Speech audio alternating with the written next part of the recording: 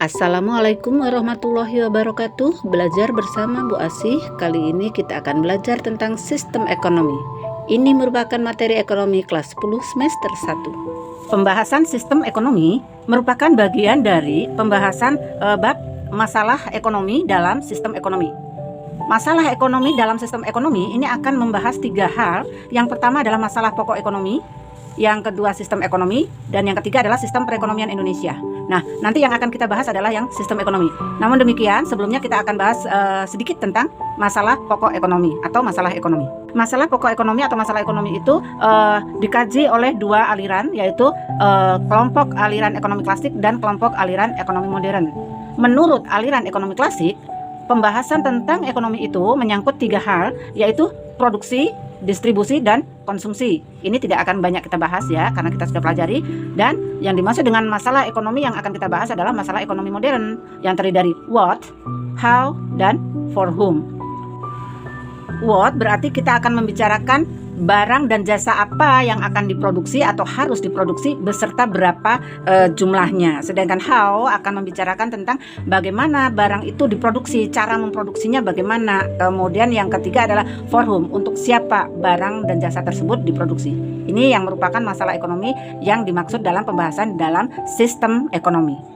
Apa itu sistem ekonomi? Ya, sistem ekonomi itu adalah perpaduan atau serangkaian aturan-aturan atau cara-cara yang merupakan satu kesatuan dan digunakan untuk mencapai tujuan dalam perekonomian. Sistem ekonomi ini harus mampu menjawab pertanyaan atau masalah-masalah sebagai berikut, yaitu masalah-masalah ekonomi, yaitu what, barang apa, jasa apa yang akan diproduksi dan berapa jumlahnya, how, bagaimana cara menghasilkannya atau memproduksinya, dan untuk siapa produk itu ditujukan. Sistem ekonomi yang dimaksud ada 5 macam jenisnya, yaitu sistem ekonomi tradisional, sistem ekonomi terpusat, sistem ekonomi pasar, sistem ekonomi campuran, dan sistem ekonomi Islam. Pada video kali ini kita hanya membahas yang pertama, yaitu sistem ekonomi tradisional, terpusat, dan pasar. Kita mulai dari sistem ekonomi tradisional. Kita lihat sistem ekonomi tradisional itu mempunyai beberapa karakteristik atau ciri-ciri. Yang pertama, sesuai dengan namanya ya, teknik produksinya itu sederhana, tradisional ya, bersifat turun-temurun ya. Kemudian yang kedua, relatif sedikit modal yang dibutuhkan. Yang ketiga, pertukaran barang jasa dilakukan dengan sistem barter. Kemudian yang keempat, masih belum ada pembagian kerja. Jadi dari awal sampai akhir produksi biasanya dilakukan oleh satu pihak saja. Yang kelima, terikat dengan tradisi, baik caranya, waktunya, tempatnya. Dan yang keenam, mereka berprinsip bahwa tanah adalah sumber dari kemakmuran ya. Tanah ini adalah sumber kemakmuran. Itu sebabnya jenis usahanya juga tidak jauh dari hal-hal yang berhubungan dengan lahan atau tanah. Sistem ekonomi tradisional itu mempunyai kelebihan dan kelemahan. Nah, ini kelebihannya diantaranya ya, kita perhatikan, kita jaraknya diperdekat ya. Yang pertama, kelebihannya itu mendorong kerjasama dan kerukunan sehingga tumbuh keselarasan antar individu. Jadi mereka keterkaitan, ikatan emosionalnya dekat ya. Tidak ada permusuhan yang persaingan ekonomi yang tidak sehat. Yang kedua, terhindar dari pemborosan karena produksi dihasilkan untuk kelangsungan hidup. Jadi bukan untuk gaya hidup, bukan untuk hal-hal yang melebihi dari kebutuhan pokoknya. Yang ketiga, adat istiadat dan tradisi relatif terjaga, tidak terpengaruh oleh hal-hal yang dari luar daerahnya atau luar negara tersebut. Nah, ini berdampak pada terjaganya kelestarian alam karena dengan hal yang tradisional mereka lebih menjaga kelestarian alam. Namun demikian, untuk sistem tradisional juga ada kelemahannya. Yang pertama, kelangsungan ekonomi itu rentan. Karena apa? Karena sangat tergantung pada kondisi alam. Sebagaimana tadi disebut, tanah itu sumber kemakmuran. Semuanya tergantung dari alam ya. Yang kedua, standar hidup masyarakatnya relatif rendah. Kenapa? Tidak terlalu banyak tuntutan yang mengharuskan masyarakat itu membutuhkan barang-barang yang tidak yang melebihi standar hidup pokoknya. Yang ketiga, perkembangan teknologinya lambat. Kenapa? Karena mereka berpegang pada cara-cara yang sederhana. Tadi disebutkan teknologi relatif tidak dibutuhkan untuk teknologi yang canggih. Yang berikutnya, keempat, cenderung menolak perubahan perkembangan zaman. Dari pembahasan tentang sistem ekonomi tradisional, kita bisa menyimpulkan pakai bahasa kita sendiri juga ya, yaitu bahwa sistem ekonomi tradisional adalah sistem ekonomi yang diterapkan oleh masyarakat tradisional. Apa yang menyebabkan hal itu? Negara mana saja mungkin yang masih menggunakan ini? Kita bisa pelajari atau kita cari. Yang berikutnya adalah sistem ekonomi komando atau terpusat. Nah, sistem ini memiliki ciri-ciri, ini yang kedua ya.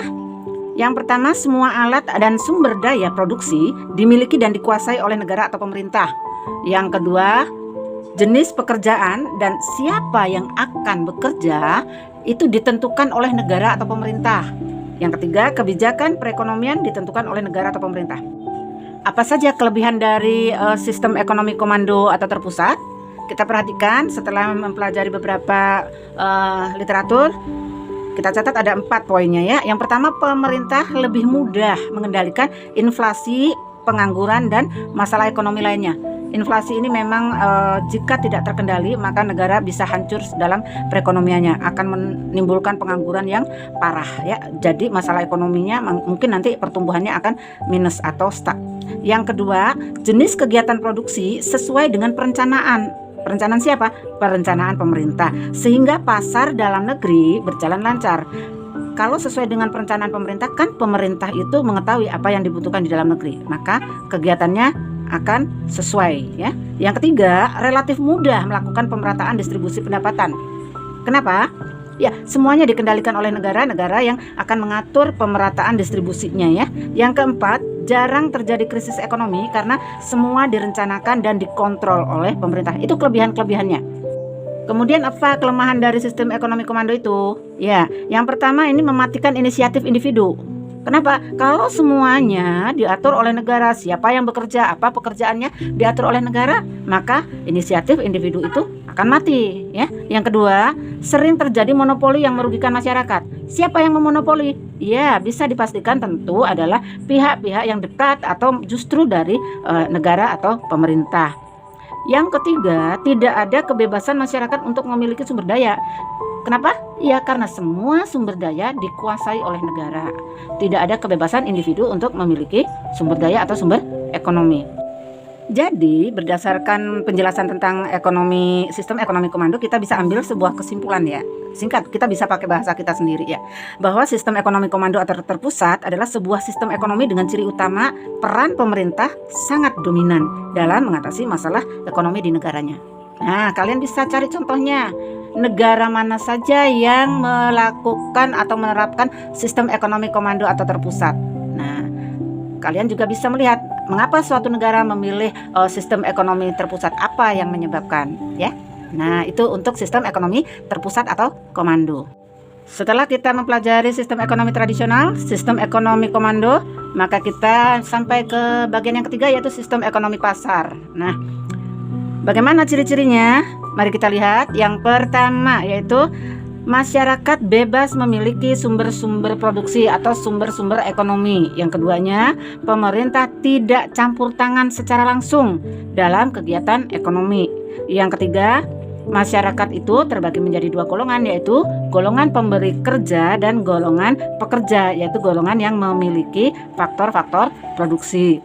Yang keempat, timbul persaingan tidak sehat karena masing-masing mengejar keuntungan. Bahkan ketika mengejar keuntungan, mereka melakukan hal-hal yang tidak sehat juga. Yang kelima, semua kegiatan ekonomi mempertimbangkan keadaan atau kondisi pasar. Artinya, kegiatan ekonomi sangat tergantung pada tingkat permintaan penawaran. Ya, apa yang akan diproduksi, bagaimana memproduksinya, berapa jumlah produksinya, dan kepada siapa akan diproduksinya, ini yang menjadi pertimbangan utama. Bisa kan membedakan dengan yang ekonomi tradisional tadi? Ya, yang ekonomi tradisional itu mengatakan bahwa tanah atau bumi atau alam adalah sumber kemakmuran. Apakah mempunyai kelebihan atau kekurangan? Ya, untuk sistem ekonomi pasar itu ada kelebihan atau keunggulannya. Kita perhatikan beberapa di antaranya ya. Yang pertama, menumbuhkan inisiatif dan kreasi masyarakat. Tentu saja, ya karena pemerintah tidak turut campur secara langsung dalam perekonomian. Masyarakat bebas menguasai sumber daya ekonomi. Ini ya, inisiatif kreasinya tumbuh. 2, mendorong partisipasi masyarakat dalam perekonomian. Nah, masyarakat menjadi berpartisipasi atau berperan aktif dalam perekonomian karena mereka dibebaskan untuk menguasai sumber daya ekonomi dan diberikan kebebasan dalam kegiatan ekonomi. Yang ketiga, timbul persaingan untuk maju. Ya, karena masing-masing ingin mendapatkan keuntungan, maka diantaranya yang mereka lakukan adalah persaingan secara positif juga ada karena ini ada inisiatif kreasi ya. mereka bersaing untuk maju. Yang keempat, menghasilkan barang jasa bermutu, menghasilkan barang dan jasa yang bermutu tinggi karena pertimbangan permintaan pasar. Kalau mereka memproduksi barang tidak mempertimbangkan kualitas atau mutu, tentu apa yang mereka produksi tidak akan diserap oleh pasar, tidak akan laku dan tidak akan ada permintaan. Yang kelima, tumbuh prinsip menjaga efisiensi dan efektivitas tinggi karena didasari motif mencari keuntungan, ya. Mencari keuntungan dalam hal ini adalah mencari keuntungan dengan cara yang positif, cara yang baik, ya. Ini prinsip menjaga efisiensi dan efektivitas, hemat, tepat, serta memproduksi produk yang benar-benar dibutuhkan oleh pasar. Kemudian bagaimana dengan kelemahannya? Nah, kelemahan dari sistem ekonomi pasar itu diantaranya seperti ini nih. Munculnya eksploitasi tenaga kerja. Kenapa ada eksploitasi? Ya, karena perekonomian ini dikuasai oleh pemilik modal, masyarakat yang memiliki modal, menguasai modal, maka dia akan menghemat dengan prinsip efisiensi tadi dengan cara meminimalkan upah tenaga kerja, sehingga jika kasus ini terjadi maka ada eksploitasi. Biaya produksi dibuat serendah mungkin. Kalau bahan baku mereka tidak bisa membuatnya hemat, harganya rendah, maka tenaga kerjalah yang dieksploitasi supaya upahnya rendah. Ini sisi lemahnya. Yang kedua, sulit mewujudkan pemerataan pendapatan. Jelas, karena hanya orang-orang yang bermodal saja yang bisa menguasai perekonomian. Sedangkan yang tidak punya modal, maka biasanya mereka hanya sebagai pekerja atau orang-orang yang menyetorkan faktor produksi. Dan itu lebih banyak dirugikan posisinya oleh para pemilik modal atau produsen. Yang ketiga, muncul monopoli yang merugikan masyarakat. Siapa yang melakukan monopoli? Jika pada sistem ekonomi komando itu dilakukan oleh orang-orang yang atau pihak yang dekat dengan pemilik kekuasaan atau pemerintah, maka di sistem ekonomi pasar monopoli akan dipegang oleh orang-orang yang menguasai modal atau sumber daya produksi. Yang keempat, sering terjadi gejolak karena adanya ketimpangan ekonomi. Nah, kita sering melihat adanya demo buruh, ya, perserikatan buruh. Itu adalah salah satu dampak adanya ketimpangan, ya, itu gejolak. Mereka merasa tidak adil karena mereka telah memberikan sumbangan berupa tenaga kerjanya, pemikirannya, tetapi upahnya rendah. Ya, mereka kalah oleh sistem yang membuat para pemilik modal lebih berkuasa. Dari 3 sistem ekonomi yang sudah kita pelajari, yaitu sistem ekonomi tradisional, komando, dan pasar, kita bisa mempelajari juga apa sih yang menyebabkan suatu negara itu memilih sistem ekonomi yang berbeda. Penyebabnya diantaranya adalah perbedaan sumber daya yang dimiliki di tiap negara. Dan yang kedua adalah perbedaan sistem pemerintahan. Bagaimana kita memberikan gambarannya? Nih, secara umum penganut sistem liberal atau negara yang liberal itu cenderung menggunakan sistem ekonomi pasar. Ya, karena itu memang yang sesuai, ya. Kemudian yang kedua, negara-negara sosialis cenderung menerapkan sistem ekonomi komando atau terpusat. Demikian pembelajaran kita hari ini, mudah-mudahan bermanfaat. Terima kasih dan selamat belajar.